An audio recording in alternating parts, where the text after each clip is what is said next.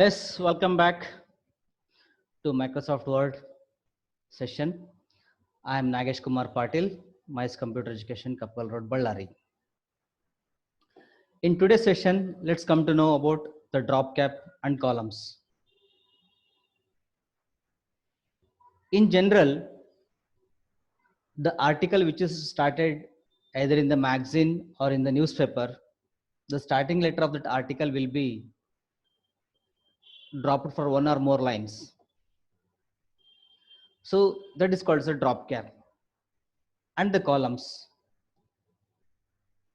except the textbook information, almost all the information which is in the magazine or in the newspaper will be in the column wise.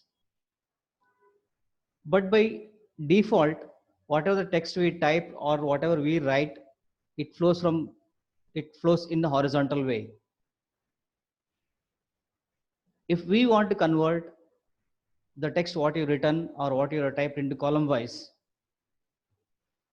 that we can do with the help of what Microsoft Word options. Fine. Today let's come to know how to work with the drop cap and the columns.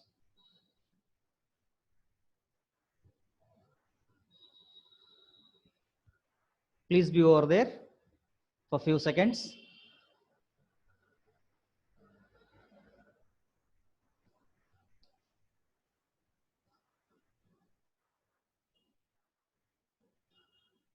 Fine, this is the text what I typed here.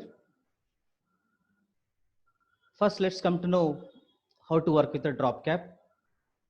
So in MS Word, we can work with two types of drop cap.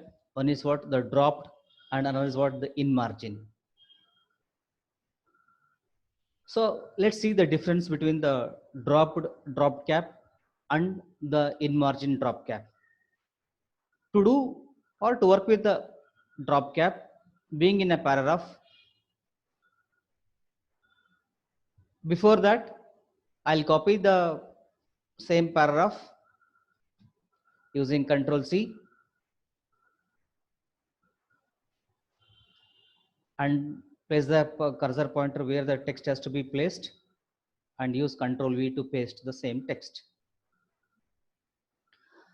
Now being in the paragraph, go for Insert tab, and in Insert tab we are having pages, tables, illustrations, links and header and footer and text. In this text we are having the drop cap option. Click on this drop cap option. Then we are having the another called as a drop cap options. Click on this drop cap options. In this one we can select the dropped. Below that it asks we can change the font of the letter which has to be dropped and lines to drop. Now here by default there will be a 3 lines to drop. Now I'll change to 4 lines and click OK. So I think you are able to see this one. This is the example of dropped. And next we can go with the in margin type of drop cap. As usual, being in the paragraph, go for insert menu, select drop cap tool from text options and select drop cap options and select in margin, and here there's a lines to drop. As usual, select the 4 and make it OK. So now you can see the difference of dropped drop cap and in margin drop cap. I hope you understood the drop cap option. Next we can come to know the columns. I'll paste the same column over here, so same text, and continuously I'll paste it over here. So you're having here, see in the while working in the drop cap, we just placed the cursor pointer in the paragraph, but to work with the columns, so we have to select the text which we want to convert into columns. Okay, fine. Select it. The entire text is selected.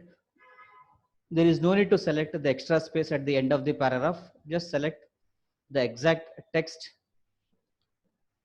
and go for the page layout option, page layout tab. In this page layout tab, so we are having what the themes and page setup. In this page setup, we are a page setup option. There is a column tool. Click on this column.